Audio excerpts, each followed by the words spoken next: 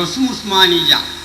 ഇന്ന് സാധാരണ നമ്മളെ വരയിലൊക്കെ നടക്കുന്ന ഖുർആൻ ഉണ്ടല്ലോ, അത് റസ്മു ഉസ്മാനിയല്ല. അത് മുഴുവൻ അതിൽ ഓതൽ ഹറാമാണ്, അത് ചുട്ടുകരിക്കേണ്ടതാവുന്നു എന്ന മറുഭാഗം പറഞ്ഞു.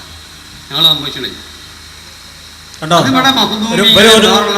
ഒരു മിനിറ്റ് മനസ്സിലാക്കാൻ ഇടയ്ക്ക് എത്ര ഗൗരവമായി പറയണത്. എന്താ വ്യത്യാസം? ശംസുലുലമ കാഫിറാണ് എന്ന് അവര്, നമ്മൾ പറയണ ഔലിയയാണ്. ഒന്നാമത്തെ പോയിന്റ് അടിസ്ഥാന ചില്ലറ പ്രശ്നമല്ലേ ഉള്ളൂ അല്ലേ? രണ്ടാമത്തെ പ്രശ്നം എന്താ? ഞങ്ങൾ ഓടുന്ന ഖുർആനാണ് ശരി, നിങ്ങൾ ഓടുന്ന ഖുർആൻ ചുട്ടുകരിക്കണം, അത് ശരിയല്ല. ഖുർആൻ തന്നെ വ്യത്യാസമാണ്, അടിസ്ഥാനപരമല്ലല്ലോ, നിസ്സാര പ്രശ്നമാണല്ലോ. മൂന്നാമത്തെ കേട്ടോളൂ.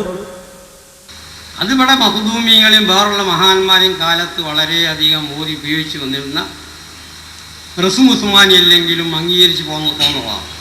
അത് ചുടേ, അതിൽ ഓതൽ ഹറാമോ ഒന്നുമില്ല. എന്നാൽ ഈ ചുടണം എന്ന് പറഞ്ഞാൽ പോയി വിട്ടുക്കണോ? അതല്ല ഉണ്മ, വീട്ടിൽ വിട്ടിട്ടുമില്ല. പിള്ളേർ അവിടെ പോയി നോക്കി, ആ ദർഗയിലൊക്കെ നിറച്ച് റസ്മു ഉസ്മാനി അല്ലാത്ത മുസായഫ്. വർഷങ്ങളെന്താ ഇതൊക്കെ ചുട്ടിടില്ലല്ലേ? ആ ചുട്ടുടിയിലതൊക്കെ നിങ്ങൾ ചുട്ട് കാണിക്കണ്ടേ? മർക്കസിൽ മറ്റൊക്കെ പല കിതാബുകളും ഉണ്ടല്ലോ. റാസി ഉണ്ട്, ബൈളാവി ഉണ്ട്, അതുപോലെ ഇബ്നു കസീർ ഉണ്ട്, എല്ലായിടത്തും ഉണ്ട്. എന്നാൽ വലയിലും ഉണ്ട്. അതൊക്കെ റസ്മു ഉസ്മാനിയല്ല, മറ്റേ റസ്മ. ഇതുകൊണ്ട് ചുട്ടിയില്ല. എന്തേ ചുട്ടില്ല? അപ്പം ഇങ്ങനെയുള്ള റസ്മു ഉസ്മാനി അല്ലാത്ത മുസാബ് കരിക്കണം, അതിൽ ഓതിൽ തെറ്റാണ്, ഞങ്ങൾക്ക് ആ വാദമില്ല.